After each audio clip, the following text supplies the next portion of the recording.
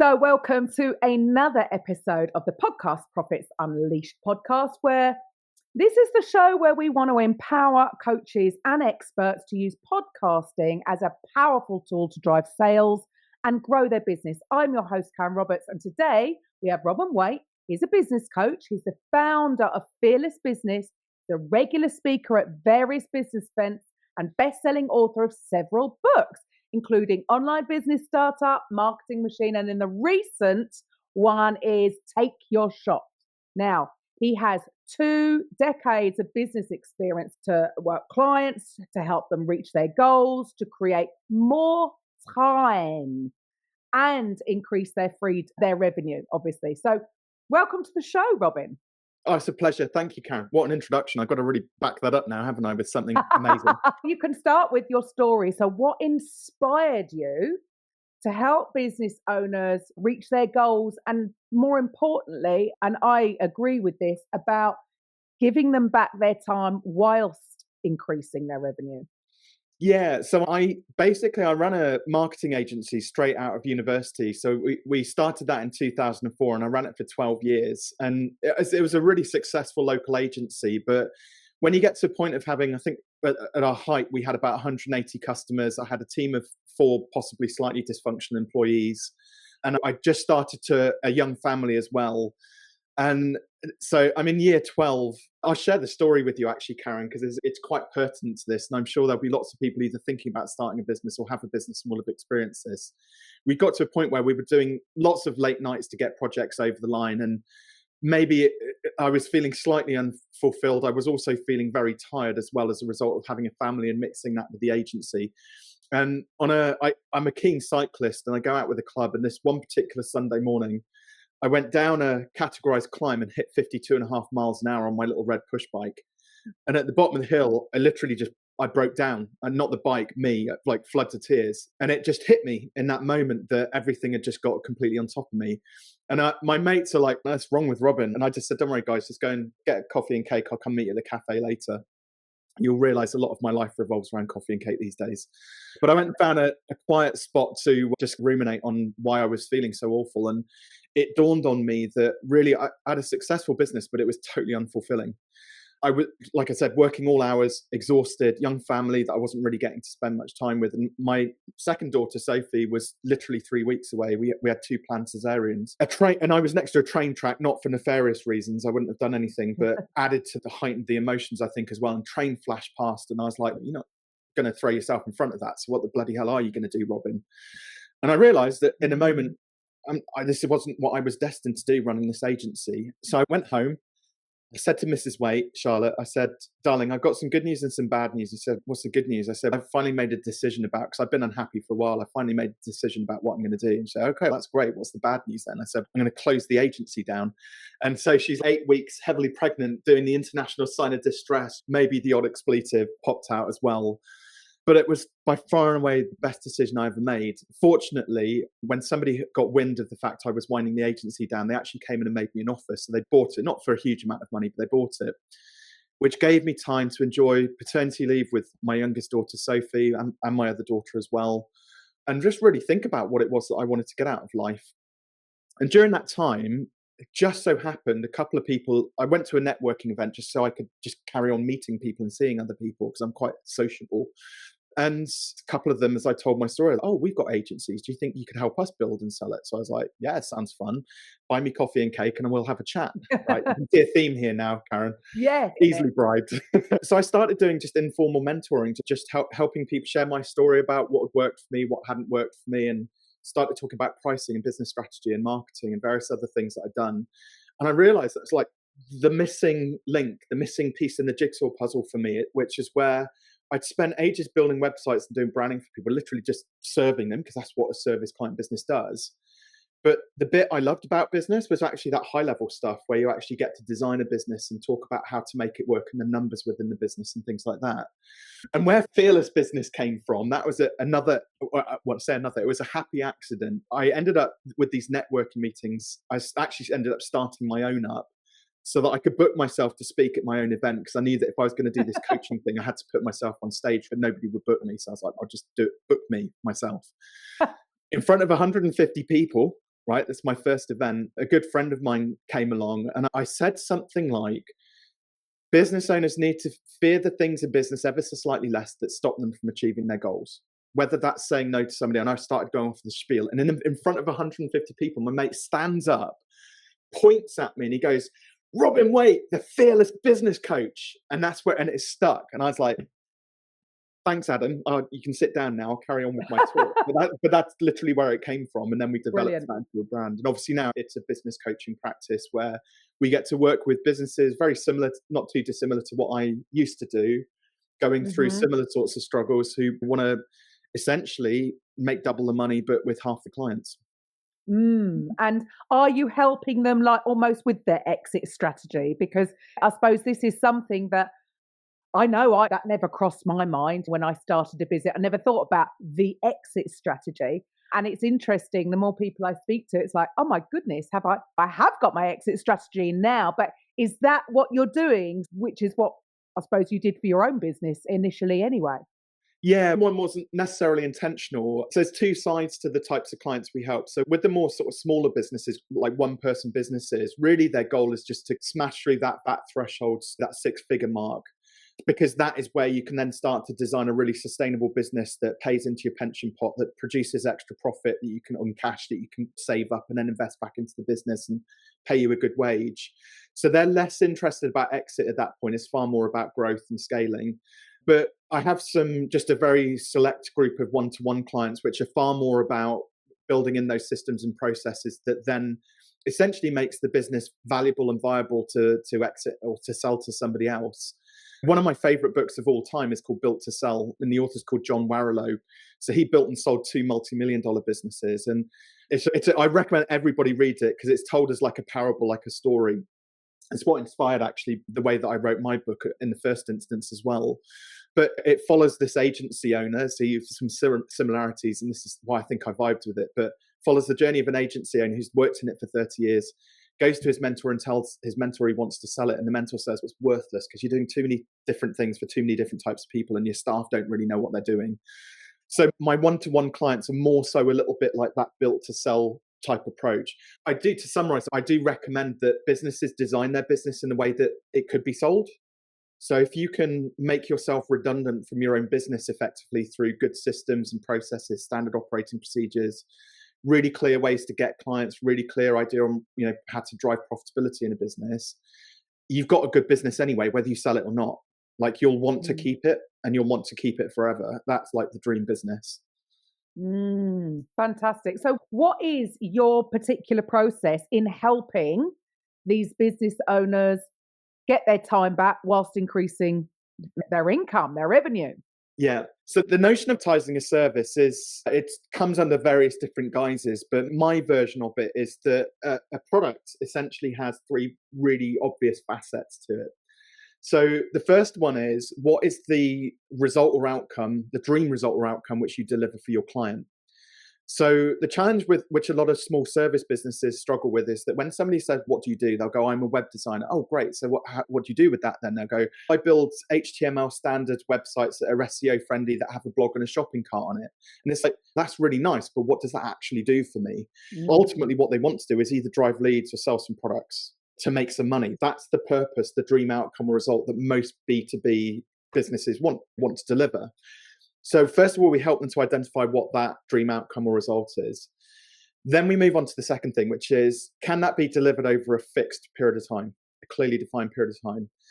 And the first words which I always hear, which are now swear words at Fearless HQ, are it depends, right? Because it depends on the client, depends on the size of the business, depends on the nature of the business, and they'll just keep rattle off a whole load of variables, right? If you have too many variables in your business, i.e. you do too many things for too many different people, it means that you can't systemize it or build a process around it, or it makes it just far less predictable. And so what happens when things are unpredictable, things inevitably go wrong and you end up with unhappy clients, whether things take too long, they go wrong, or it's not what the client desired. It's not what they envisaged that piece of work would produce. So what we want to do, it's the business owner's responsibility then, or my responsibility to help show them these blind spots, to strip away those variables, whether it be starting to niche down and figure out which clients they love working with and they can get the best results for and they can ultimately make some money from.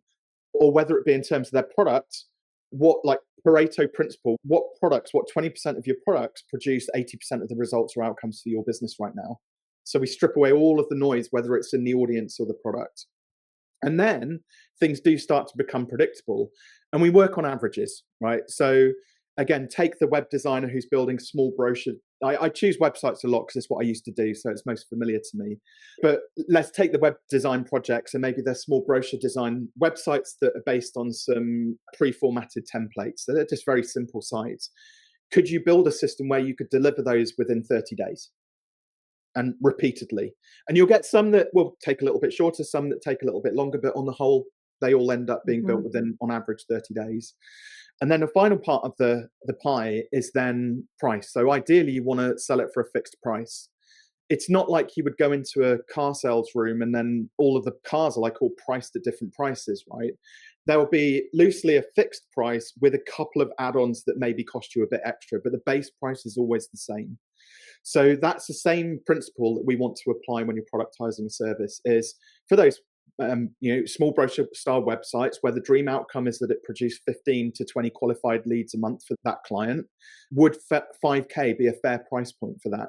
And when you marry the three up, we've now got a really tight offer. And also what's interesting is when you productize, when you start to talk about that on your website or at a networking meeting or to prospects, they go, oh, I get it. Yes, I want that thing. Like the clarity is like 100% clear at that point.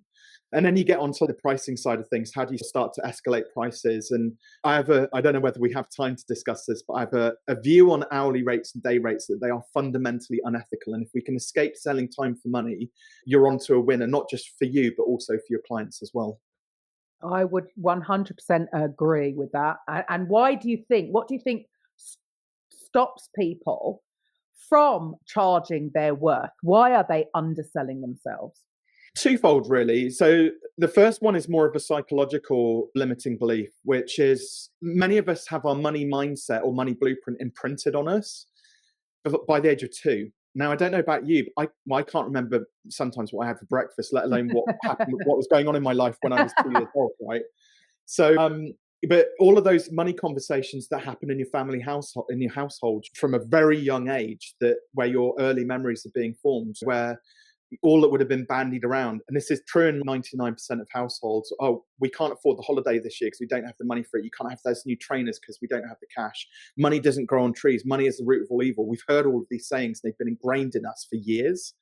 And even then, as you grow up to being a teenager and you start to get your paper round or your job in the local pub or something like that, waiting tables, and then you start spending money, quite often because our parents' upbringing meant that they weren't very educated around money, they're not able to tell you sensible things like, why don't you save a little bit of that cash that you're getting in? Is that CD sound system that you're buying, CDs, old school, right? Showing my age now. Is that sound system that you're buying there, is that good value for money? I have these conversations now with my 8 and 10-year-old. When they want to buy a new Squishmallow, I'm like, darling, does that feel like good? You've already got 23 Squishmallows. Do you need another one? Is that good value for money, right? So you can start to have these conversations at a really young age. But then, so we're through teenage, and then we get into like our grown-up years, and we're like, yeah, great, got this idea, I'm going to start a business. Now we're relying on this ideology that formed from when we were 2, and we think that's going to be useful. Our own internal value system now is going to be useful for us as grown-up adults running a business.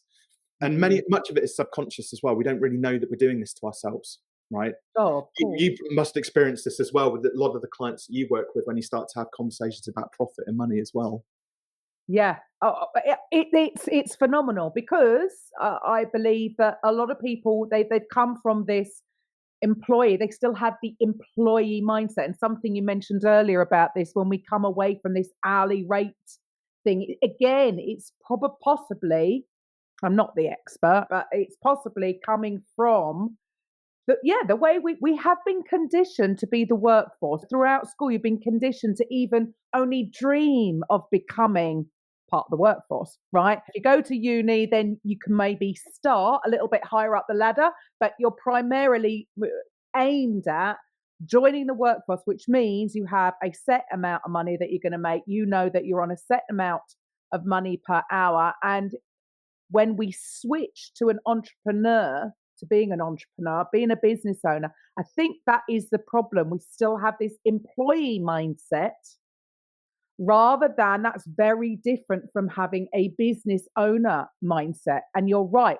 I did it myself. Possibly I still do it myself. There can still be some I am not quite worthy aspects going on. I could probably charge a lot more for what I'm doing.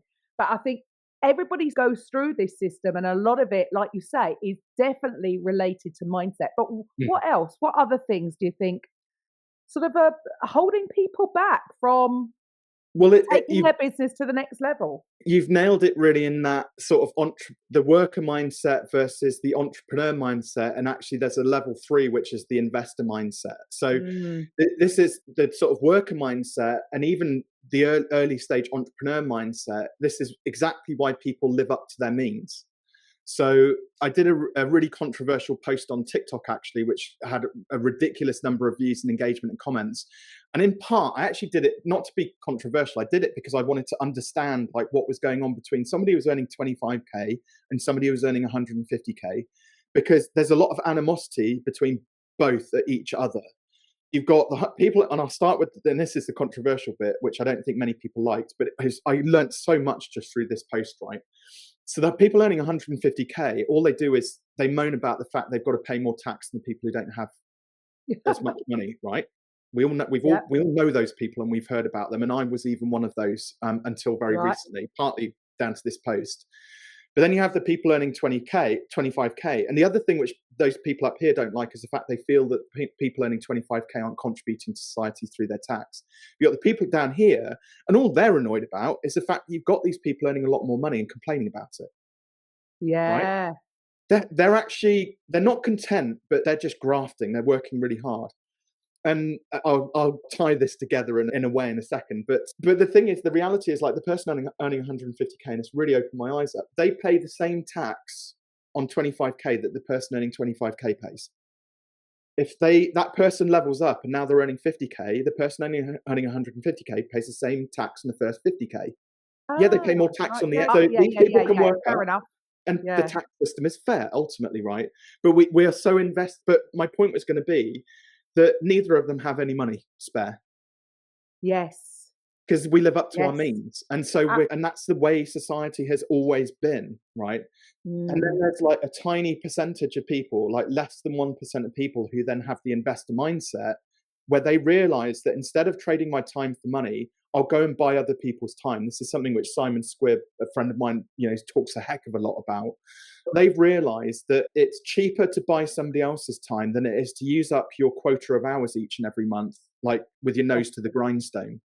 And when you make a certain excess of cash, you can then reinvest that money into other assets that then make you more money. But you need so much to get to that point where it starts to almost, imagine if you only had to make 25K based on this principle, like or passively, it feels like a near impossible task. So most people don't start. Or when they do start and they're running their business and they're starting to level up, they find it really hard to articulate what it is that they want or how they're going to get there, because they set their goals, I'm going to make 1 million this year.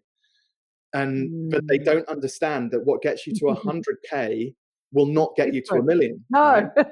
It's completely different. Because they're just two very different businesses, two different products, two different price points, two different types of clients, that they're just massively different. So really, when you in terms of, so what happens is we default to type, and what that looks like is it's far easier to sell my time for 50 quid an hour than it is to give somebody a big number like 5K, because 5K feels, well, it's misaligned with my internal value system. I wouldn't pay 5K for that, so why should somebody else? Now all that happens is when you make statements like that, you're limiting beliefs around that, you've just made a decision on behalf of everybody out there. Yeah, and you've just pushed it away. Yeah, so you will not sell it. You will not sell it. 7 or 8 billion people on this planet, right? And if you can't find 20 or 30 people to pay 5K for something, then maybe we're in the wrong industry. So, but they also start wrong. So I have a very simple framework, which is called goal-focused pricing, okay? And this is the simplest business plan that you can write for yourself. You literally could write it on the back of a fag packet or a postage stamp, even with a small pen. So let's say a business owner wants to earn £100,000 in a year. Okay, and they're thinking that they're going to sell their product or service or widgets for £1,000 each. What you do is you Mm-hmm. take the big number and divide it by the little number. Mm-hmm. So we need 100 units of 100. capacity to be able to achieve Mm-hmm. our financial goal. Now, I've done this exercise in front of thousands of people in big rooms, and I always get them to write down the two numbers, divide the two together, and you see the amount of people where their eyes pop out of their head or through, because they go, oh my God, I couldn't possibly deliver 100 units. I don't have the capacity to deliver 100 units. And you're like, your business model is flawed then already. Even it's not going to with work. these three questions that we've just asked, your business model is flawed. So what is your capacity? And then they go, maybe it's 20. I think I could service 20 clients this year. Okay, so what we've got to figure out then is, how do we elevate your product or service from £1,000 to now £5,000? We've got to deliver 5 times the value, perceived value, to your customers so that they're willing to invest in that. And by the way, we also need far fewer clients. And stop me, by the way, Karen, if I'm this is perfect, and I'm with you 100%. So we're into now just again, basic like business 101, supply versus demand. Okay, so we can deliver 20, or whether we were trying to deliver 100, it doesn't matter. Are we able to stimulate enough demand to sell 20 units or something, or 100 units or something? So again, people look at it and go, I could deliver 20, but right now I'm only enrolling 5 clients a year. So we've got both a capacity issue, and now we've also got a demand side issue as well, in how do we get more people interested in our products. So you can see pricing has a massive impact. It trickles down right the way through the business, through your profit and loss accounts, through the value which your clients get, through your ultimate profitability and cash flow within the business. And I think a lot of business owners, if they just understood the basic mechanics of business, this is stuff I wish I'd known 20 years ago in my agency, like from day one. We didn't charge enough for a good 4 or 5 years in our agency.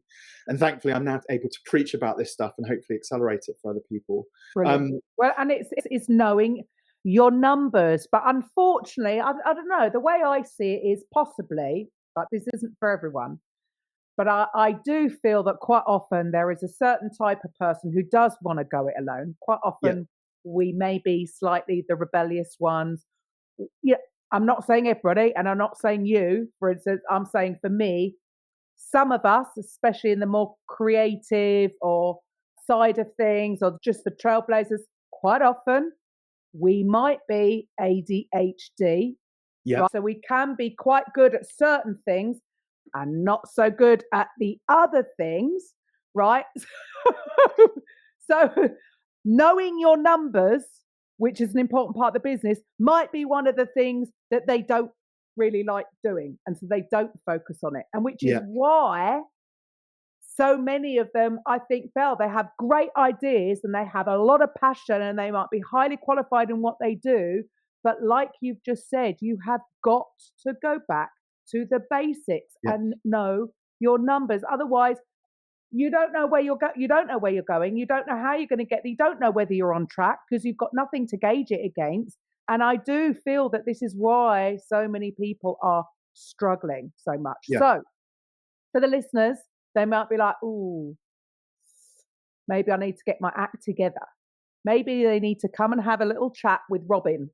What should the listeners do next? What, in terms of coming to have a chat with me, or in terms of, okay. So, well, one of the best things that they can do is, I've got a YouTube channel, which I'm trying to grow at the moment. So jump onto YouTube, search for Robin Waite with an E on the end of it, and give it a little subscribe. And these are things which I talk about just in little bite-sized chunks, just short 10 or 15 minute long videos once a week, where we dig into the numbers on all sides of the business. Just something to add as well, like business owners don't realize they actually have a statutory responsibility, a legal responsibility to know their numbers. If you register a limited business, it's in your articles of association that you agree to when you sign up and register a business. And I don't think a lot of people know this. I get, for somebody who's struggling with ADHD, could be hard. I totally understand that. But then find a good accountant who can actually just give you an overview each and every month. But you still need to be able to articulate to them what your goals are, your financial goals are for your business, how much money you need to extract out of it, how much cash you would like to have in the bank for your rainy day fund, and all of those good things. I was going to add as well, is that also the point where I can do a shameless plug for one of my books? Absolutely. Plug time. Good. Love a good shameless plug as well. So it's also the basic numbers I go through in my book, Take Your Shot, as well. And actually, Karen, I've got a gift for everybody listening or watching this too. If you want a free signed copy of the book, you can head on over to one of my websites, fearless.biz/TYS for Take Your Shot. And I'll send that wherever they are in the world. It'll at least get people started on the principles of productizing a service and elevating your prices and getting a bit more confidence around that. Brilliant. Robin, it's been wonderful speaking to you. Thank you so much for your time today. And to the listeners, if you can't find his stuff, check in the show notes. So make sure you go back to it and check in the show notes to get access to Robin. Thanks to the listeners. I'll be back next week with the podcast Profits Unleashed. Bye for now. Thank you for listening to today's episode on the Podcast Profits Unleashed podcast. If you're a coach, consultant, therapist, or healer who would like to drive sales whilst having fun podcasting, head over to podcastprofitsunleashed.com/free and find out how you can turn your podcast into a sales machine. We'll see you on the next episode.